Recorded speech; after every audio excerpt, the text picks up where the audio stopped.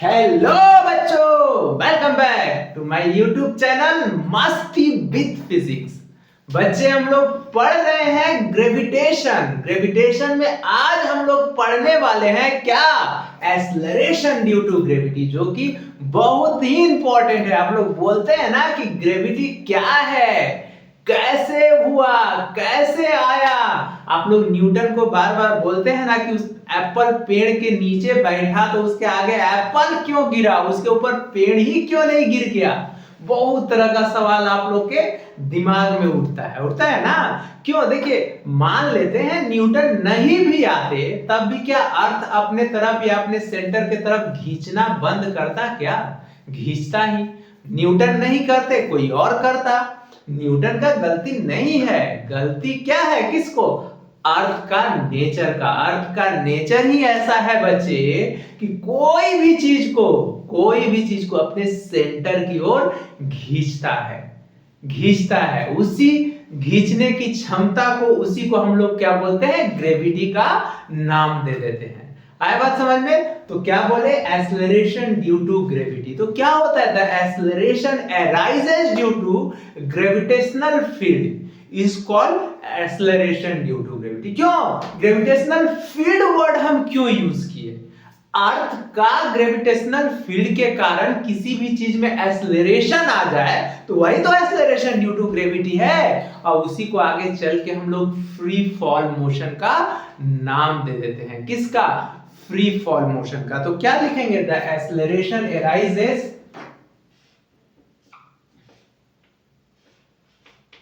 the acceleration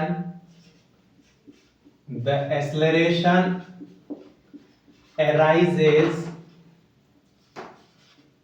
due to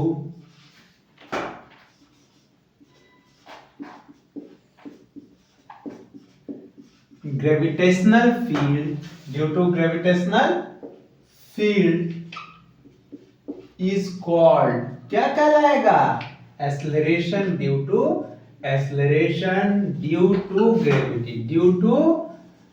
gravity. इसको हम लोग क्या बोलेंगे बच्चे? एक्सेलरेशन ड्यू टू ग्रेविटी बोलेंगे। आया बात समझ में?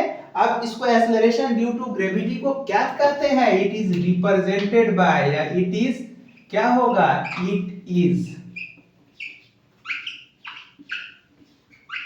Is denoted by small g से। इसको डिनोट करते हैं। किससे करते हैं बच्चे? स्मॉल जी से। आया बात समझ में? और इसका एसआई यूनिट क्या होता है? SI unit of small g metre per second square होता है बच्चे। याद रखिएगा, कैपिटल जी जो होता है उसको यूनिवर्सल ग्रेविटेशनल कांस्टेंट बोलते हैं। यूनिवर्स में कहीं भी चले जाइएगा उसका वैल्यू चेंज नहीं होगा, लेकिन स्मॉल जी का वैल्यू बच्चे प्लेस टू प्लेस चेंज होगा। इसी कारण से हम लोग expression of acceleration due to gravity पढ़ेंगे। Due to altitude, due to latitude, due to shape of earth और due to rotation of earth. चार तरह का हम लोग पढ़ने वाले हैं। चारों इफेक्ट से ग्रेविटी पे क्या इफेक्ट पड़ेगा उसके बारे में हम लोग देखेंगे। तो क्या बोले? SI unit of g metre per second square हो गया। सीजीएस यूनिट ऑफ जी क्या हो जाएगा? सीजीएस यूनिट ऑफ जी तो ये बच्चे हो जाएगा सेंटीमीटर पर सेकेंड स्क्वायर। और क्या है बच्चे? ये it is a vector quantity है। क्या है? वेक्टर क्वांटिटी है। ठीक है, और वेक्टर क्वांटिटी हो गया। और इसका डायमेंशनल फॉर्मूला क्या होगा? डायमेंशनल फॉर्मूला इसका बच्चे, डायमेंशनल फॉर्मूला हो जाएगा m0। देख लीजिए, मास को हम लोग, मास तो नहीं है इसलिए m0। देखिए मीटर है, मीटर को लेंथ l लिखते हैं और टाइम t स्क्वायर है तो t पे पावर 2, तो ऊपर जाके क्या हो जाएगा? ml, और ये ऊपर जाके t पे पावर -2। इसको स्क्वायर ब्रैकेट में डाल दीजिए। तो देखिए ये हम लोग g के बारे में देखे। अब हम लोग बात करेंगे expression of acceleration due to gravity का। उसका एक्सप्रेशन क्या होगा बच्चे? आया बात समझ में? तो देखते हैं expression of acceleration due to gravity. क्योंकि आप लोग देखिए अच्छे से पढ़िए, मेहनत लगा के कीजिए, मेहनत कीजिए बच्चे। 4-5 महीना अगर अच्छे से डू और डाई से मेहनत कर लिए तो जेईई मेंस नीट कुछ भी नहीं है आप लोग के लिए, कुछ भी कर सकते हैं, बस मेहनत अच्छे से करना होगा। आया बात समझ में? तो हम लोग बात करेंगे किसके बारे में बच्चे? Expression of acceleration due to gravity के बारे में। एक्सप्रेशन ऑफ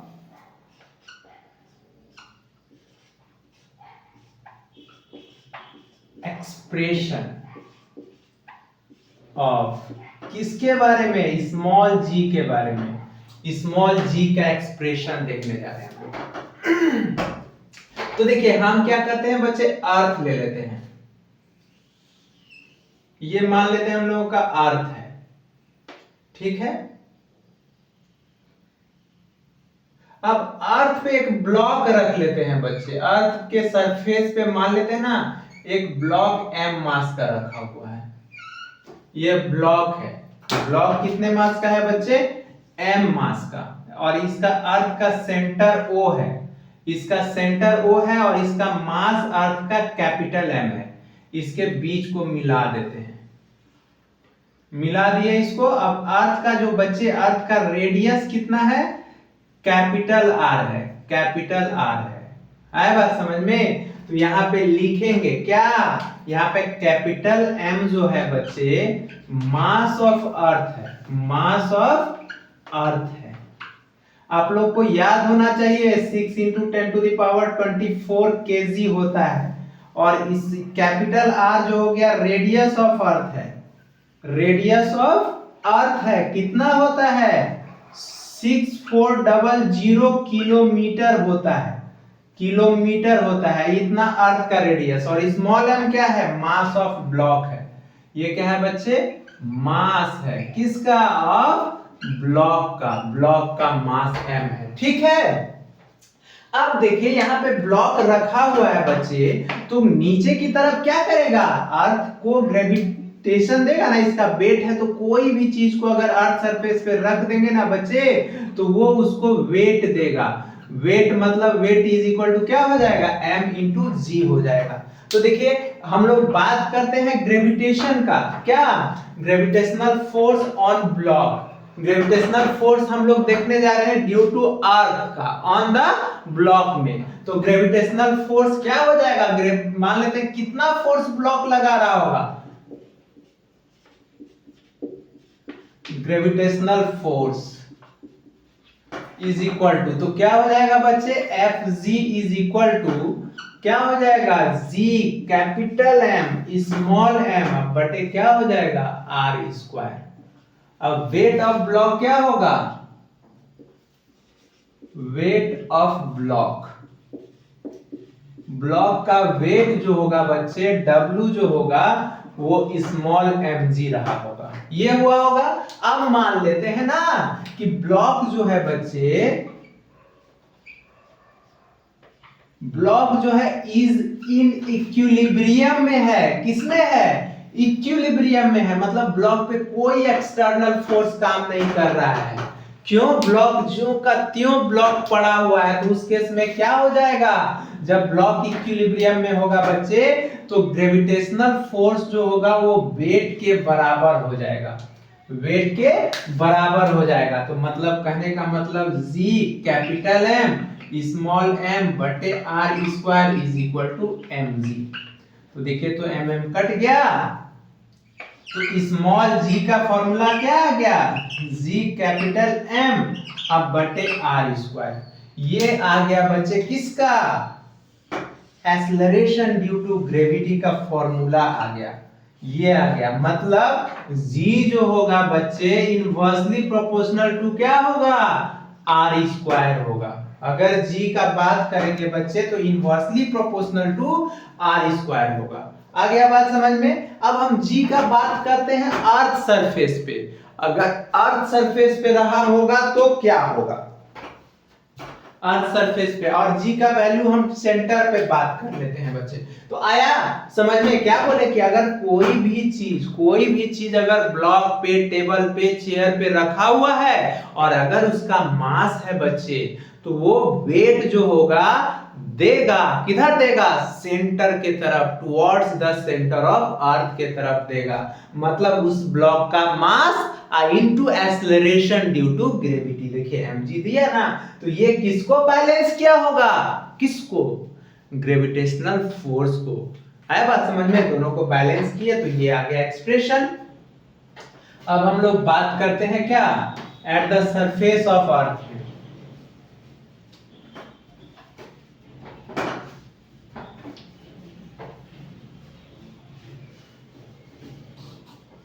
हम लोग बात करेंगे कहां पे बच्चे, at the surface of earth पे। देखते हैं सरफेस ऑफ अर्थ पे क्या होगा। तो देखिए at the surface of earth, अगर अर्थ सरफेस पे होगा तो उस केस में g इज इक्वल टू, इसका वैल्यू पुट कर देंगे तो 6.67 इंटू 10⁻⁻11 बताए थे ना। इसका वैल्यू क्या होता है, न्यूटन मीटर स्क्वायर पर केजी स्क्वायर इंटू जी, एम का मास ऑफ अर्थ कितना होता है 6 इंटू 10⁻24 केजी। अब बर्थ डिवाइडेड बाय आर का वैल्यू क्या 100 किलोमीटर, तो 3 जीरो डाल देंगे, ये हो जाएगा इसका होल स्क्वायर इंटू मीटर का स्क्वायर, क्योंकि मीटर का स्क्वायर करेंगे तो देखिए तो कट के बच्चे सब चीज कट के आप यहाँ पे 1 न्यूटन बराबर यूज कर सकते हैं क्या, KG metre per second square, इतना यूज कर सकते हैं। जब इतना यूज करेंगे बच्चे तो 9.8 मीटर पर सेकेंड स्क्वायर आएगा जी का वैल्यू। इसी को हम लोग लगभग कितना लिख सकते हैं, 10 मीटर पर सेकेंड स्क्वायर, और इसी को फीट में लिख सकते हैं 32.2 फीट पर सेकेंड स्क्वायर, फीट में भी लिख सकते हैं। आया बात समझ में। अब बात करते हैं एट सेंटर ऑफ अर्थ पे। अगर सेंटर ऑफ अर्थ पे बात करेंगे तो आर तो रेडियस अर्थ का क्या हो जाएगा, 0 हो जाएगा ना। अगर हम बात करते हैं एट सेंटर ऑफ अर्थ पे, अर्थ के सेंटर पे बात करते हैं बच्चे, तो अर्थ के सेंटर पे r बराबर क्या हो जाएगा 0, तो 0 होगा तो उस केस में g बराबर भी क्या हो जाएगा 0। मतलब सेंटर ऑफ अर्थ पे बच्चे g का वैल्यू क्या होगा, एक्सेलरेशन ड्यू टू ग्रेविटी का 0 होगा। क्या होगा, 0 होगा। आ रहा है बात समझ में। अब बात करते हैं हम लोग expression of acceleration due to, effect देख रहे हैं, effect of acceleration due to gravity किसके कारण, शेप ऑफ अर्थ के कारण।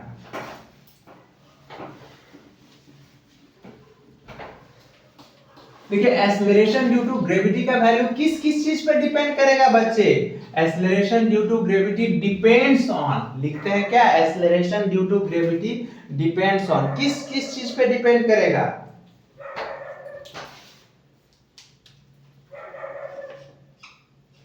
देखिए एक्सेलरेशन ड्यू टू ग्रेविटी, क्या बोले, एक्सेलरेशन ड्यू टू ग्रेविटी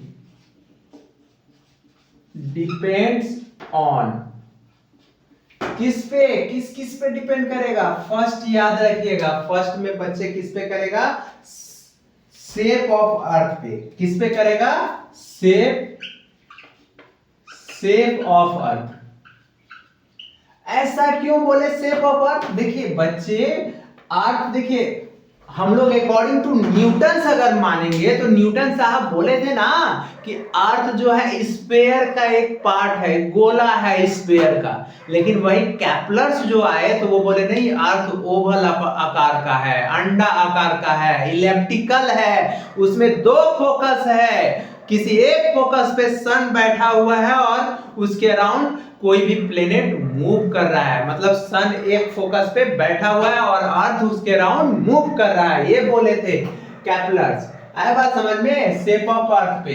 फिर क्या होगा, शेप ऑफ अर्थ के कारण दूसरा एल्टीट्यूड ऑफ अर्थ, एल्टीट्यूड पे,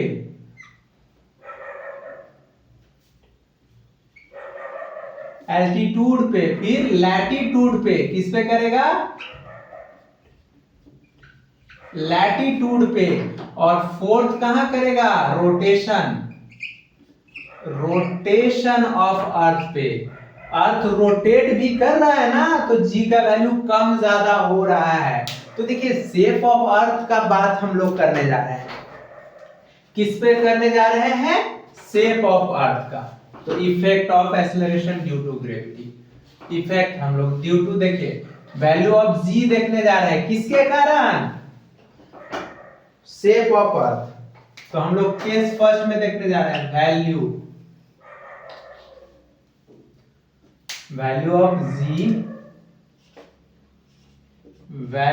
ऑफ जी किसके कारण, due to shape of earth के कारण, शेप ऑफ अर्थ। देखिए शेप ऑफ अर्थ के कारण हम लोग बच्चे जान रहे हैं, देख रहे हैं। तो देखिए कैपलर्स क्या बोला था कि अर्थ जो है इस तरह से ओवल आकार का है, ये ओवल आकार का अर्थ है बच्चे। बोले थे अंडा आकार का, बोले कि ओवल आकार का होगा, इसके किसी एक फोकस पे क्या होगा, सन भाई साहब बैठे होंगे और अर्थ भाई साहब इसके अराउंड क्या कर रहे होंगे, मूव कर रहे होंगे। तो इसको हम लोग मिला देंगे इसको, तो इसी को तो हम लोग ये बड़ा डिस्टेंस को क्या बोलते हैं, देखिए ये सेंटर है, इसको हम लोग इक्वेटर बोलते हैं। क्या बोलते हैं, इक्वेटर। और इसको क्या बोलते हैं हम लोग, इसको पोल बोलते हैं। क्या बोलते हैं, पोल। तो पोल, तो ये आप लोग देखिए ये डिस्टेंस ऑफ इक्वेटर हो गया आर ई, और ये डिस्टेंस ऑफ क्या हो गया, पोल हो गया आर पी। ये तो हम लोग अभी वैल्यू ऑफ जी देखे, तो जी का एक्सप्रेशन क्या था, जी कैपिटल एम बटे आर स्क्वायर, यही तो था। इसका मतलब ये था बच्चे कि जी जो होता है वो इनवर्सली प्रोपोर्शनल होता है आर स्क्वायर का। तो देखिए तो आर ई का वैल्यू, इक्वेटर का वैल्यू बहुत ज्यादा है, किससे, आर पी का। मतलब पोल जो होता है छोटा होता है, इक्वेटर बड़ा होता है। मतलब दैट इज करने का मतलब GP must be greater than क्या होगा, इक्वेटर से। मतलब एट हम पोल का बात करेंगे, कहां का, पोल का। पोल पे जी का वैल्यू क्या होगा, मैक्सिमम होगा।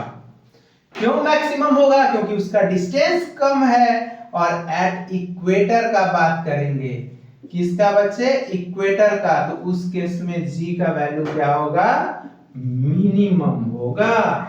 क्यों मिनिमम होगा, क्योंकि उसका डिस्टेंस, इसका डिस्टेंस, यहाँ पे डिस्टेंस देखिए, यहाँ पे डिस्टेंस जो है, डिस्टेंस ऑफ पोल मिनिमम है। क्या बोले, डिस्टेंस ऑफ पोल मिनिमम है बच्चे। और यहाँ पे क्या है बच्चे, यहाँ पे डिस्टेंस ऑफ इक्वेटर मैक्सिमम है, इक्वेटर मैक्सिमम है बात समझ में। तो हम क्या बोले, एट पोल पे क्या होगा, जी मैक्सिमम होगा। क्यों, क्योंकि उस केस में डिस्टेंस बहुत ही छोटा है पोल का। और इक्वेटर पे क्या होगा, जी मिनिमम होगा, क्योंकि डिस्टेंस ऑफ इक्वेटर क्या है, मैक्सिमम है। देख लीजिए जी inversely proportional to r square. इसका मतलब किसी का डिस्टेंस ज्यादा तो किसी का क्या होगा, किसी का डिस्टेंस ज्यादा तो किसी का जी क्या होगा, कम होगा। जिसका डिस्टेंस अगर मान लेते हैं कम होगा तो उसका जी ज्यादा होगा। तो आप लोग ये देख लिए बच्चे। चलिए नेक्स्ट लेक्चर में क्या करेंगे हम, इसका 3 एक्सप्रेशन बच रहा है, एल्टीट्यूड, लैटिट्यूड और रोटेशन ऑफ अर्थ, तो वो देखेंगे। तब तक आप लोग अपना अच्छे से ख्याल रखिए और मेरे चैनल को दोस्तों को बताइए, लाइक कीजिए और सब्सक्राइब कीजिए। Thank you.